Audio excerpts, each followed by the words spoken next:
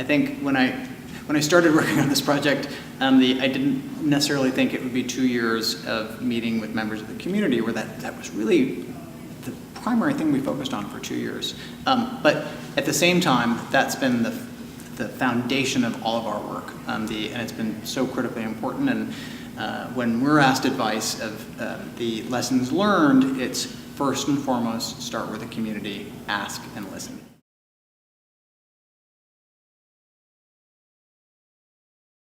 The ARC and the Bridge Park connection is that 3 summers ago, as I was soliciting support from the city, from the former head of Office of Planning, Harriet Tregoning, she saw as she was thumbing through our annual report that the name of our nonprofit was Building Bridges Across the River. And so she actually told me that there's actually a project that she'd like me to get involved with. And so she connected me with Scott Kratz.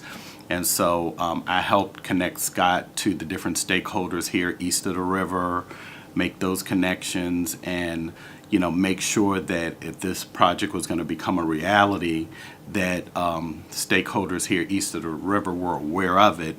And then as the project went on and Scott started raising money, he needed a 501c3 to be the umbrella for it. And as my board talked about it, we realized that, okay, if this is going to come under Building Bridges as a project, that we needed to own it, and so make it a program of Building Bridges. And so the board voted to do so, and we've been happy to provide that umbrella covering for the project. And it's so in line with our mission, because our mission is to improve the quality of lives of individuals who live here east of the Anacostia River. And this Bridge Park is exemplary of that type of effort, in terms of something that is going to connect west of the river with east of the river. And what's so important to us is that we provide high quality opportunities for people who live here in this community, which they normally are not afforded. And this Bridge Park, just exemplifies that. The very first question was, should we do this? Is this a project that has need in the community? Because if not, probably didn't make sense to move forward. And I think that was really important. And it was important to make sure that we listened to those responses. Thankfully, we've heard nothing but enthusiastic yeses to that first question. And then the next question was, well, then help us shape this. What kind of programming can we put on this new civic space that can meet the needs of the community? And one of the interesting things that we discovered that was a bit of a surprise for me is that we heard the needs were similar on both sides of the river, two communities that are very different in many different ways, but the needs were the same. They might have been articulated in different ways, but the request for an environmental education center, for safe places to play, for access to healthy food. And I think that was a really turning point for this project, was when those community leaders heard us incorporate their ideas into the project. Then suddenly it wasn't Scott's project or Edmund's project, but it was the community's project. I think the biggest challenge at first was, particularly working with East of the River communities, there's an enormous trust deficit, and that trust deficit is based on a legitimate past of people coming in, whether it's private developers or the government, and making an awful lot of promises that then either get value engineered out, or you show up at the community meeting once and check, and you never see those people again. And I think that's why it was so important to have this project be based east of the river and aligned with an amazing nonprofit that is appropriately named Building Bridges Across the River at the ARC, that did several different things. One, they made introductions to us, to the community leaders, and encouraged us to ask for permission, right? Not just say, we're coming in and doing this project, and this is a top-down project, but to really encourage us to think about community-driven design. And with that, one builds trust. And the only way we've really figured out how to build trust is the shared experiences over time. And Scott just did such a great job of having hundreds and hundreds of meetings with individuals and groups within the community, and then keeping people informed in terms of letting people know either by calls or email, hey, we met with this group last night, they said this, these are the changes that we're going to make, and so that everyone always felt all along that they were engaged in the process, not just had one meeting and then forgotten about, so that there was really this vested interest from individuals and groups here east of the river. And I think that, just to tag on to that, it was wonderful to see somebody in a community meeting, a local resident, suggest boat access east of the river, which currently doesn't exist. And then they'd show up to the next meeting, and they'd hear their idea be expressed. We heard in the last meeting boat access for east of the river that doesn't exist. And suddenly there was a tremendous amount of ownership that was transferred.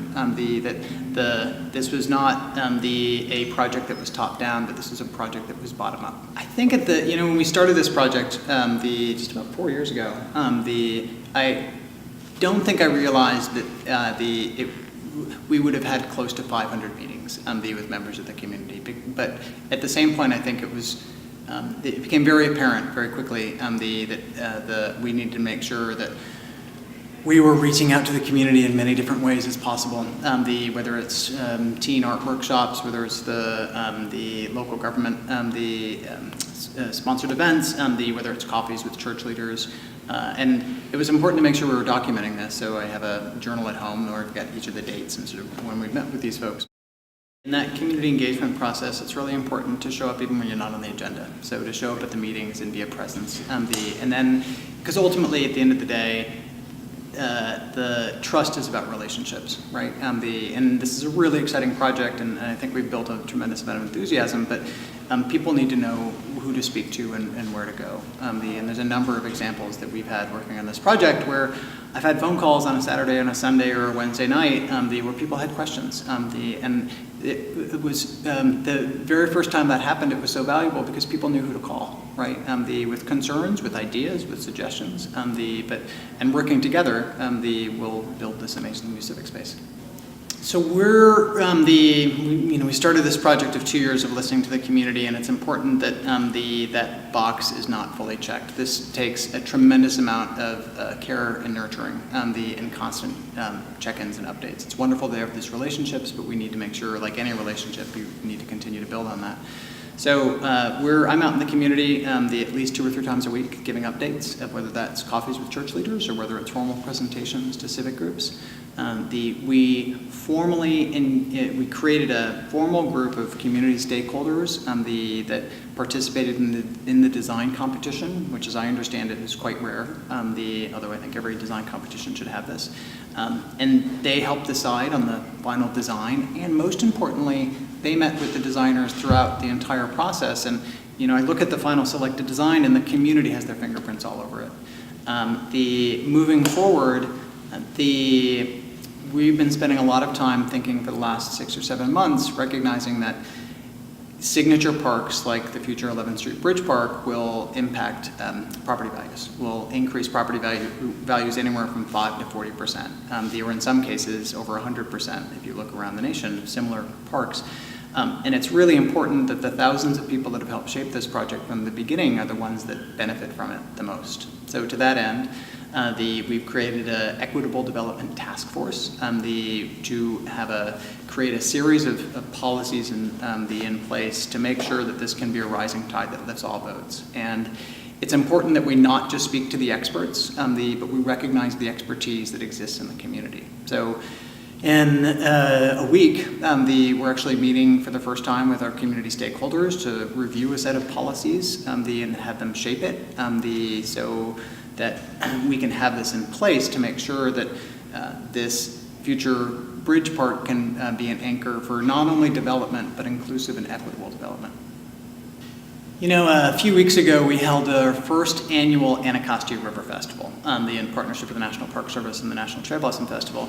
And you never know if you throw a party, is anybody going to show up? But we had 5,000 or 6,000 people show up, and it was a tremendous success. But I think even more important than the numbers of people that showed up was who showed up. I stood up on the stage, and the mayor was there, and Congressman Norton and city council members, and it was really a wonderful event. But I looked out in the audience, and I saw Washington, D.C., and Washington, D.C., of young, old, black and white, and I saw the sort of diverse fabric that makes up this amazing nation's capital. And I think if we're successful, what happened on that one day can happen 365 days out of the year. There are places here in DC where folks from a number of different backgrounds can come together as a safe place to gather and build social capital, but we need a lot more of those. And I think if we're successful, the 11th Street Bridge Park can be a platform for people getting to know each other and build new relationships and build that social capital. And, you know, Scott's point just really is not understated, because it's very few places in the city where old and young, black and white, rich and poor feel comfortable interacting one with another.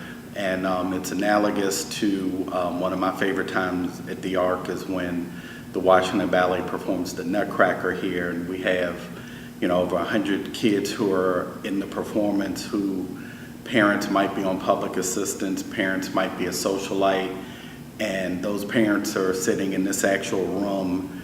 Their paths cross where they, under no other circumstances would they cross, and if they did, it'd be a threatening interaction. And so we need more places that we can all just come together as human beings and individuals, you know, without agendas.